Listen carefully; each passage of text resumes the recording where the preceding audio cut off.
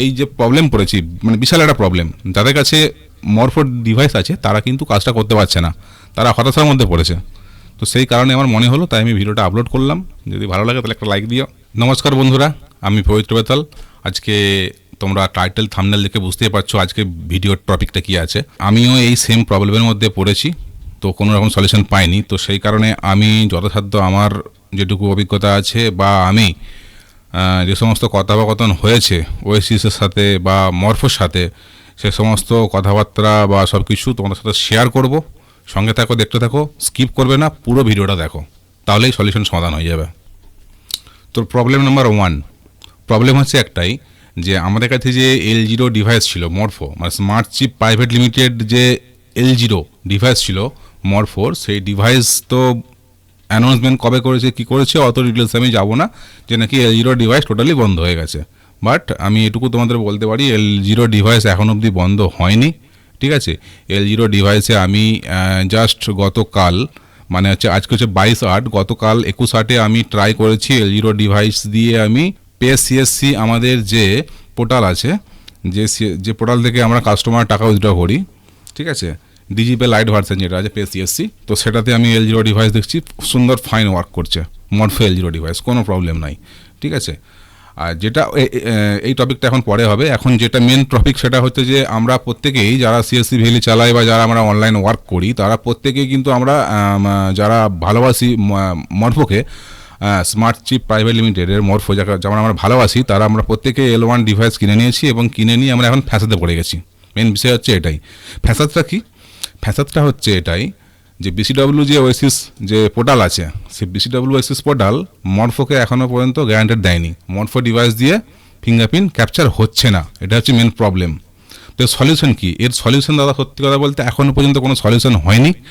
আমি smart chip private লিমিটেডের সাথে মেল করেছি, মেলে কথোপকথন হয়েছে, বাই কল কথোপকথন হয়েছে। ওদের টেকনিশিয়ানরা আমাকে আজ সকালে মর্নিং 10টা 10:30 নাগাদ কল করেছিল, তার সাথে কথা হয়েছে। তারা আমার সিস্টেমটা নিয়ে রেজিস্ট্রি নিয়ে যথাযথ চেষ্টা করেছে, কোনো রকম সলিউশন পাইনি, কোনো রকম সলিউশন পাইনি। তারা লাস্ট একটাই কথা বললো যে তোমরা এই যেটা কাজ করছো এটা কি তারা বলছে, হিন্দিতে বলছে তারা আমাকে।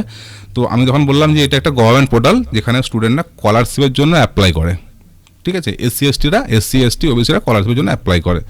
বলছে তারা দেখো আমাদের ডিভাইস ওকে, তারা দেখিয়ে দিল, বা আমিও বুঝতে পারছি বিষয়টা, আমি নিজে বুঝতে পারছি যে L1 ডিভাইস এই ইপিএসে কাজ করছে, সমস্ত অল জায়গাতে কাজ করছে, কোনো সমস্যা নাই।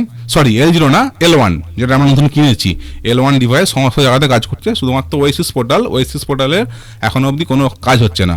ওএসিস পোর্টালে কাজ হচ্ছে না, আমি ওএসিসে মেল করেছি, ওরা এখনও অবধি কোনো মেলে রিপ্লাই করেনি। কল করার চেষ্টা করছি লাগাতার 3 দিন, সব সময় বলছে যে বিজি, কলে লাগছে না। তো গ্যাঁড়া কলটা গাইজ একটাই কথা বলবো দর্শক তোমাদেরকে, গ্যাঁড়া কলটা অ্যাকচুয়ালি ওএসিস থেকে করা আছে, যেটা ওএসিস শুধুমাত্র এখন মান্ত্রা L0 ডিভাইস সাপোর্টেড, বুঝতে পারছো? মান্ত্রা L0 ডিভাইস সাপোর্ট করছে, সেখানে মরফো L0 বা L1 কোনোটাই সাপোর্ট করছে না, ক্যাপচারই নিচ্ছে না। হ্যাঁ, তো এটা পুরোপুরি এখন ওয়েবসাইটটা সম্পূর্ণ রকমভাবে মানে পাবলিশ হয়নি শুধুমাত্র। আর যদি পাবলিশ হয়েও থাকে, আমি একটা জিনিস নোটিস করেছি, যেটা হচ্ছে এসসি যে যখন স্কলারশিপের জন্য ফর্ম ফিল আপ করছি ওএসিস থেকে, তখন সেখানে আধার অথেন্টিকেশন বাই ফিঙ্গারপ্রিন্ট দিতে হচ্ছে।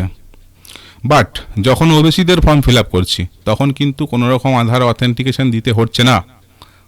এইটা একটা বড় সমস্যা। এখনও পোর্টালটি সঠিকভাবে আপডেট হয়নি, এটা আমি আমার এক্সপিরিয়েন্স থেকে বললাম, কারণ কোনো রকম ওর সাথে আমার কথোপকথন আমার হয়নি, শুধুমাত্র আমার এক্সপিরিয়েন্স থেকে বললাম। কারণ এসসিদের যখন করছি তখন ফিঙ্গারপ্রিন্ট দিতে হচ্ছে, কিন্তু ওবিসিদের যখন করছি তখন কিন্তু কোনো রকম ফিঙ্গারপ্রিন্ট দিতে হচ্ছে না। ঠিক আছে, উইদাউট ফিঙ্গারপ্রিন্টে কাজ হচ্ছে, কোনো সমস্যা নাই। বাট একটা ইস্যু আছে, যেটা হচ্ছে ডিওবি ইস্যু 2009 2010-এ যাদের ডিওবি আছে তারা কিন্তু অ্যাপ্লাই করতে পারছে না ওবিসি। ঠিক আছে, তো আমি একটাই বলবো, ধৈর্য ধরতে। শুধুমাত্র মান্ত্রা ডিভাইসকে প্রায়োরিটি দিয়েছে ওএসিস, মরফোকে দেয়নি।